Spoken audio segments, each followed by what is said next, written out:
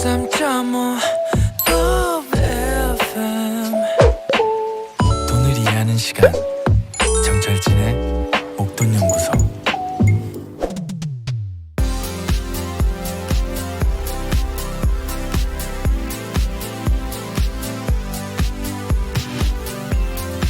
푼돈도 차곡차곡 모으다 보면 어느새 목돈이 돼 있는 법이죠. 소소한 재테크에 대한 모든 것들을 알아봅니다. 일확천금의 꿈보다 작은 돈의 기적을 믿어보시죠. 미니 머니 마니.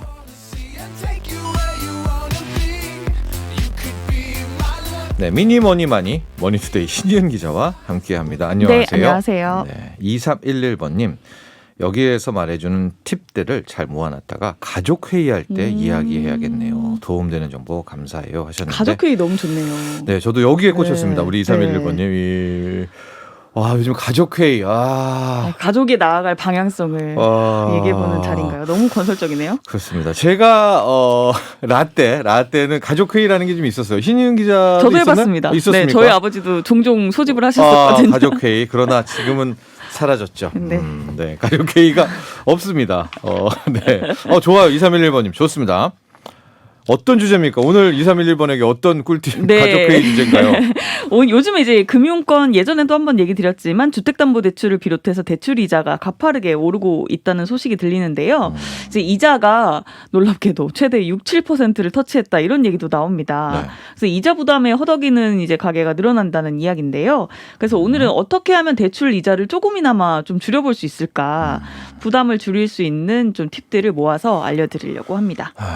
이게 순식간입니다. 여러분들 1%에서 만약에 대출금리가 2% 오른 게 고작 1%포인트 네. 오른 건데 네. 2배 오른 거잖아요. 그렇죠. 그리고 네. 되게 체감하기가 굉장히 휙휙 옵니다. 특히 부담스럽죠. 변동금리 같은 경우에는 당장 닥칠 것 같은데요. 맞습니다. 네네. 네. 이게 이제 작년까지만 해도 아무리 주담대 이자가 높아도 3% 정도였거든요. 예. 그리고 이제 우대금리 많이 받으시니까 네. 2%, 1% 후반으로 아마 예전에 받았던 분들도 꽤 많을 거예요. 체감으로 연 한 1.8%면 네, 네.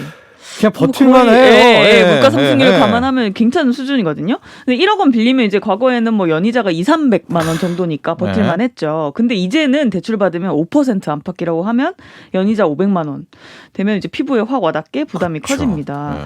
그래서 이제는 이제 그동안에 받았던 저금리 대출을 이제 내가 한번 대출 계좌를 열어서 어떤 상태인지를 점검을 해보셔야 할 때가 온 것 같아요. 네, 특히 네. 변동금리 하시는 분들은 어느 정도까지 지금 내가 적용받는 금리가 네. 올라왔는지도 확인해 주셔야 되는데 네네. 오늘의 미니머니 마니는 바로 이 대출에 대는 이자를 네. 줄여보자라는 네. 거 아닙니까? 네, 이게 저도 그렇지만 대출 받을 때 이제 그 상환 방식을 선택하잖아요. 네. 근데 그거를 별 생각 없이 그냥 이렇게 딱 클릭하시는 경우들이 많아요. 근데 이제 이게 원리금 균등 상환 방식이냐, 원금 균등 상환 방식이냐, 어떤 방식으로 갖고 있느냐를 일단 이제 체크를 해보시는 게 좋을 것 같은데요. 네. 이게 좀 다들 많이 이제 모르고 계시는데 이제 원리금 균등 상환 방식은 원금과 이자를 합해서 같은 액수를 갚는 방식입니다. 만기 끝까지 매달 내는 원리금이 네, 똑같아요. 같아요. 네. 그러다 보니까 이제 이자는 줄고 원금 비중은 좀 높아지는 구조고요. 네. 근데 원금 균등 상환 방식은 원금이 항상 같습니다. 그렇다 보니까 이자는 갈수록 줄겠죠. 네. 그러니까 원금이 까여 나가니까. 네네네. 그래서 이제 나중에 가면은 이제 갚는 액수가 전체 액수가 좀 줄어드는 그런 구조입니다. 네. 근데 이게 무슨 차이냐 이렇게 하실 텐데 계산을 해보면 이자 내는 액수가 크게 차이가 납니다. 그럼 어느 쪽이 더 유리할 것 같으세요? 일단 내는 돈만 보면 원금 네. 균등이 좋겠죠. 네네네. 네. 이 맞습니다. 원금 균등 상환 방식을 선택하면 네. 납입 원금이 근데 처음부터 조금 많이 갚아야 돼요. 네. 그래서 이제 동일한 원금을 계속 갚아 나가기 때문에 월 상환액이 점점 줄어드는 구조인데 예. 이제 이 원리금 균등 상환 방식보다 좋은 거는 내는 이자의 전체 총합이 줄어든다는 겁니다. 그래서 대출 기간에 따라 다르겠지만 뭐 짧게 대출 받으면 적게는 수십만 원인데 네. 많게는 수백만 원, 수천만 원까지 차이가 난다고 합니다. 네. 그러니까 근데 사실은 원금 균등 상환을 선택을 잘 안 하시는 이유가 있어요. 예. 처음부터 갚아야 되는 액수가 좀 크죠. 그렇죠. 네, 네. 부담이 된다는 거죠. 예. 근데 이자가 오를 때는 이걸 하셔야 됩니다. 뭐 맞아요. 왜냐하면 네. 이제 원금을 빨리 줄이는 게 네. 수거 유리하죠. 사업이잖아요. 네. 그렇기 때문에. 근데 이제 막상 내 주머니에서 나가는 액수가 좀 줄어드는 게 좋다 생각하시기 때문에 이제 처음에 갚는 액수가 조금 이제 좀 줄 수 있는 원리금 균등 상환 방식을 선택을 하시는데요. 예. 이제 그거보다는 원금 균등 상환 방식이 나에게 유리하다. 예. 이렇게 생각하시면 될 것 같습니다. 특히 금리 상승기에서는요. 네. 방금 신희영 기자도 이야기했지만은 네. 금리가 계속 시간 가면 올라가니까 네. 내 이자는? 원금을 네. 빨리 터는 게 네. 중요하잖아요. 맞습니다. 그 네. 원금에 대한 이자니까요. 네. 그래서 조금 부담이 되시더라도 원금 균등입니다. 네, 네, 원금을 균등해서 상환한다는 쪽을 선택을 하셔야 네. 금리 상승기에는 네. 대출 이자를 맞습니다. 줄일 수가 있다. 네. 또요. 그 변동금리 택한 분들의 부담이 이제 아까 문제라고 말씀하셨는데 지금 이제 그래서 고정금리에 대한 수요도 높아지고 있어요. 그래서 대출 갈아타는 걸 우리가 대환 대출이라고 하잖아요. 네. 근데 갈아탈 때 그냥 이제 무작정 금리만 보실 게 아니라 그 금리와 함께 중도상환 수수료나 인지세 같이 부대의 비용을 좀 보셔야 되거든요. 네. 근데 요즘에 이제 중도상환 수수료 없는 상품도 많으니까 이제 없는 상품을 고르셔야 되고요.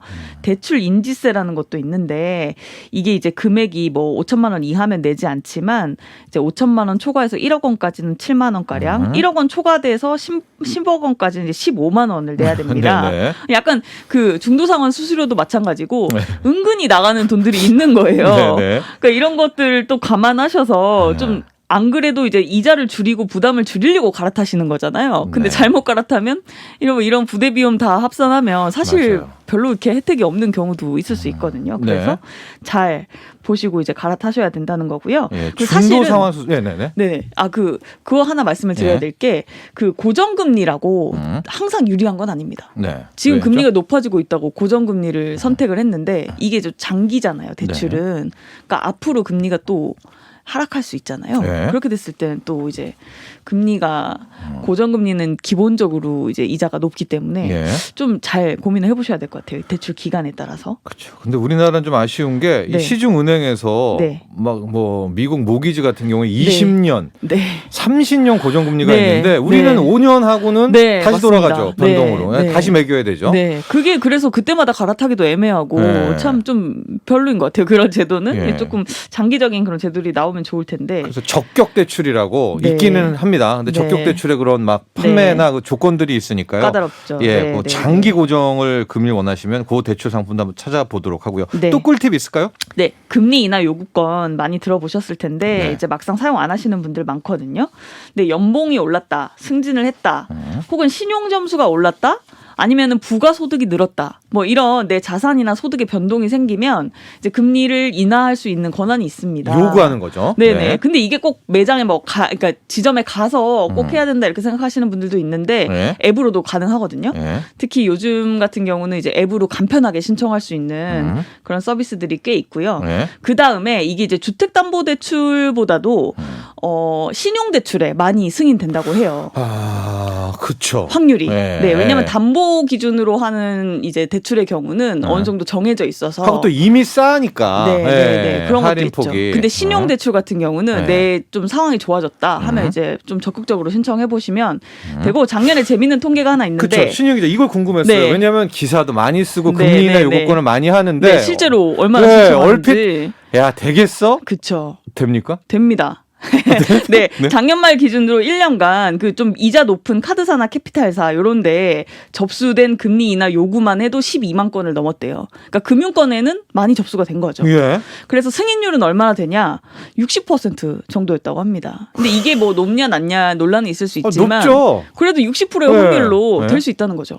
그렇습니다. 그러면 해볼 만한 거 아닐까요? 네. 네, 더 늘어날 것 같긴 합니다. 앞으로. 반반이란 거 아니겠습니까? 네, 그렇습니다. 예. 네, 예. 네. 승인율이 근데 업체마다 달라요. 그래서 승인율이 높은 곳은 85%에 이른다고 합니다.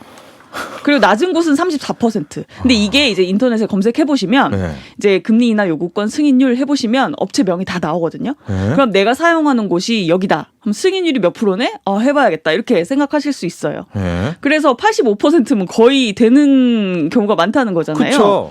되게 승산이 있죠. 예. 그래서 한번 신청해 보시면 좋고 카카오뱅크 같은 이제 요즘에 많이 쓰시잖아요.